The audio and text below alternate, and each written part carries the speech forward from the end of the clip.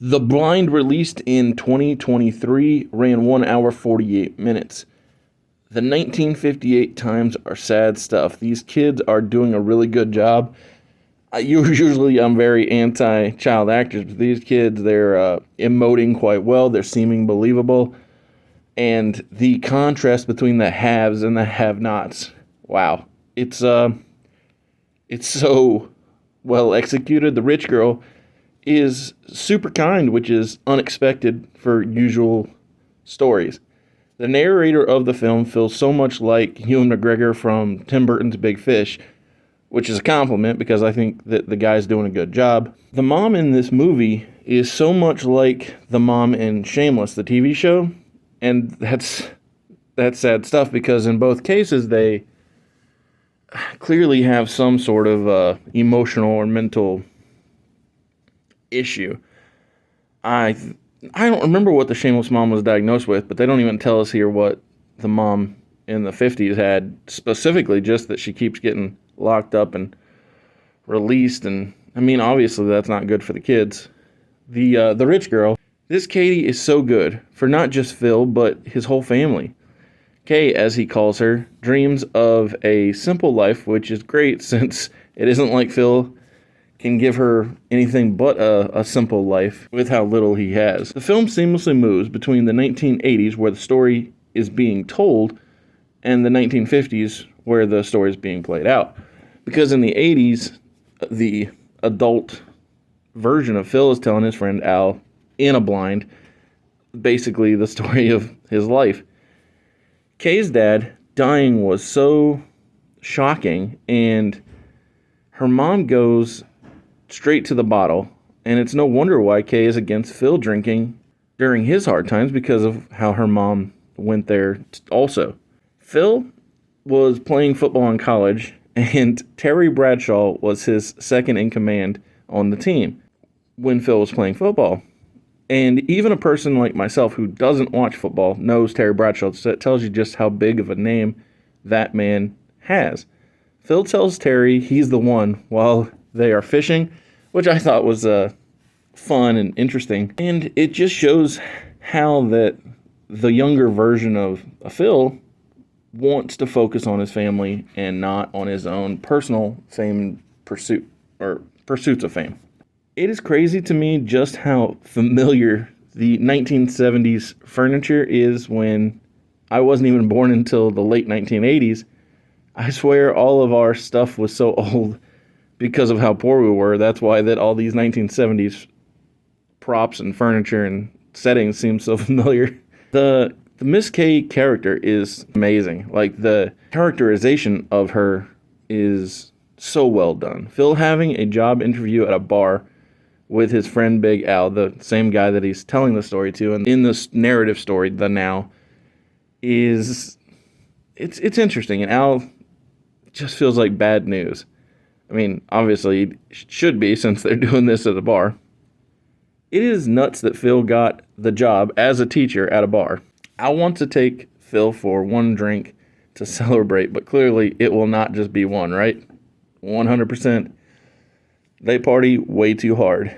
And it even flows over into the workday later on as the story plays out that Al has Phil drinking on the job. It's sad that we see Kay at home and she's so ready to celebrate with her husband and he doesn't come home and he's out being an idiot basically. And she's been so good to him throughout the story that it blows me away that he would choose frivolousness over the solid positivity of his wife. And I mean, I don't know. It just, me and the Phil character don't exactly see eye to eye. Even when Phil gets home, he and his wife don't even really get time together because all three of the kids are in bed with her and I don't know. It just seems like they're getting so distant and it's sad. Phil's sister inviting him to church and him telling her that he would rather spend time outdoors than in a pew, man, that feels like words right out of the times where I grew up and the place where I grew up. Like, oh, I don't need church. I got all the spirit I need and the things like that, and on the 8 acres type thing. Al sure leads to Phil drinking a lot. At least current era Phil can admit that the drinking was overtaking everything, but the Phil at the time didn't understand how terrible he was being toward his wife. Phil was so lost he couldn't stay with the teaching gig. That's just how much drinking he was doing, is that he couldn't even keep a job that was supposed to help everyone, him and the family, all that. This drunk Phil is such a fool. He races a car on foot. And then surprisingly enough, or maybe ridiculous, the most ridiculous part of the movie is that he actually wins the race in the story being recounted. Although Al says if they had, I think he said 5 more meters, that the car would have smoked him or overtaken him. But I don't know. It's just, again, it feels very Big Fish-like when it comes to just how crazy life stories can be. Although I've said the same thing about my own personal life, where when people ask me about my comic book Fantasyland stories, I'm like, well, I have to give different pieces of my life to different characters, because if I gave all the stories that have happened to one person, they'd be like, oh, there's no way that's true. Thank you for being here at Mr. Super Oz. This video is going out, and this channel only exists because I, Oz, founded Gamble Comics, which first release was Everlasting Survivors, a 68-page graphic novel called All Day Long. Available now. Follow the link in the description that will take you to gamblecomics.com. While there, you can get hats, shirts, posters, much, much more, but most importantly, the story itself. Kay finally losing it on her husband, and it isn't because of how he treats her, but how he is making things hard on the kids. Whew. How did this drunk talk his way into getting a bar? Clearly Kay is right that they can't afford a bar, right? Phil wants to move his family into the bar. I do not understand this young Phil concept of buying the bar, but I mean, he's making it out like that it's going to be good for the family because he puts the kids and the wife to work. I don't know. I guess that part it has a little bit of ingenuity to it, but it's like, what the heck? It's Super Heavy's times when Phil gets called out for drinking moonshine, and then he flips over the dining room table and pushes Kay away. Kay tells Phil's brother that it ain't him, but it is not a lot different than what Phil and Cy and all the other kids saw when their mom was going nuts. Only she didn't seem to need to be fueled by something extra. It just came naturally, whereas, Phil needs the drink to go crazy. Phil and Al are not happy when Jan, Phil's sister, and her pastor come to his bar asking people if they know where they'll go if they die tonight. When Phil hurts his wife, man, it's real bad times. And it's really super sad. Phil tells Kay she is ruining his life, and then she follows that up saying that he's been ruining hers for 10 years.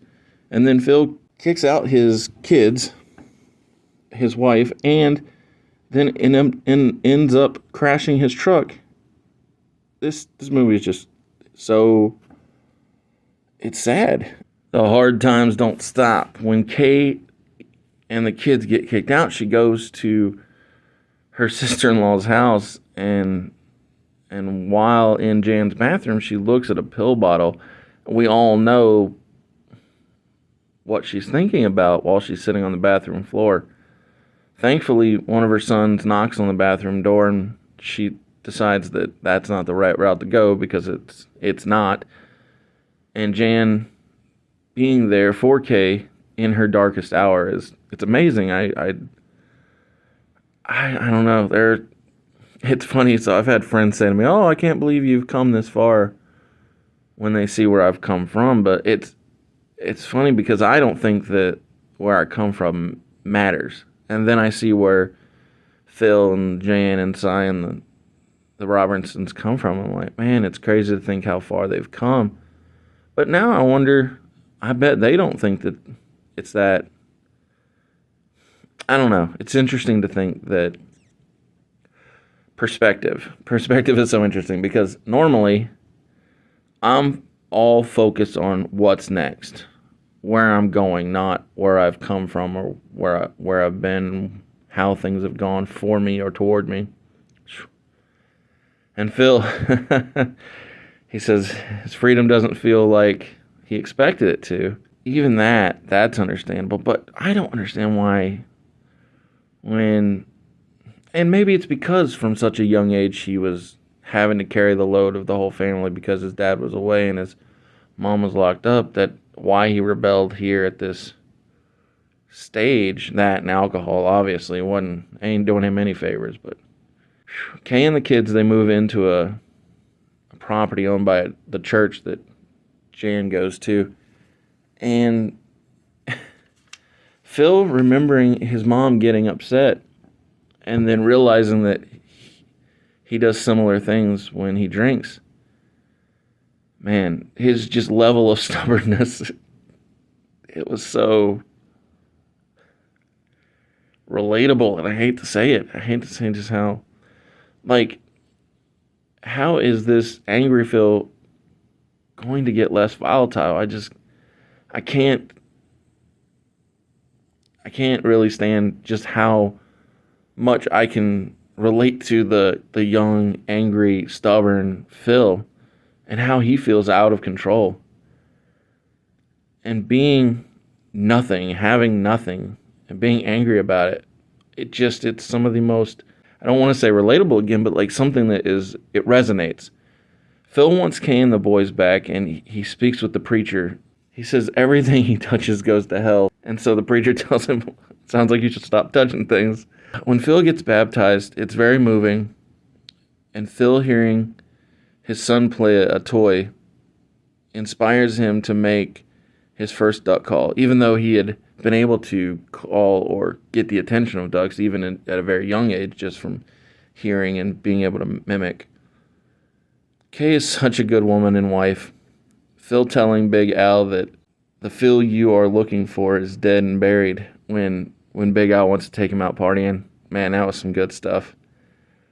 I can't believe I'm writing that this is a perfect 7 out of 5 stars movie, but I really feel like it doesn't get much better than this. The highs, the lows, the poor, the rich, the everything. I know it's crazy, but there's literally one score that's higher than the one I gave this, and that's love. With that, with the 7 out of 5 stars, I thoroughly recommend watching The Blind. It's a movie about people I never cared about, but it's a movie that made me care about them. I can't say enough good things about the movie. It was just so well shot, so well acted.